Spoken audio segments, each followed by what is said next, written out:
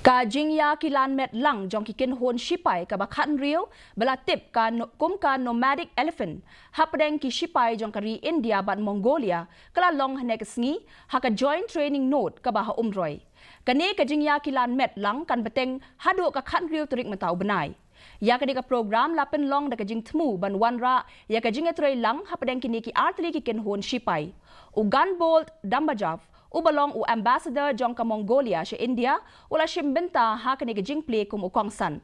Haba penpau ha kani ka sngi u dambajav ula penpau bakani kan long ka jingsa kan mau Jong ka jingate lok hapadeng ka India bat ka Mongolia ka bakin thup lang ya ka san hima sima ka yo ka kot ki kambari bat ka jingas no lang hapadeng kini ki Kynhun Shipai.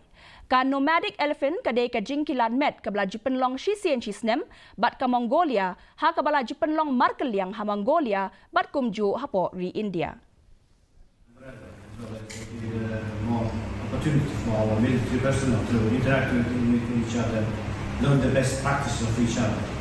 And of course this training is in line of the Indian policy, Act East policy, as well as the Mongolian further foreign policy concept.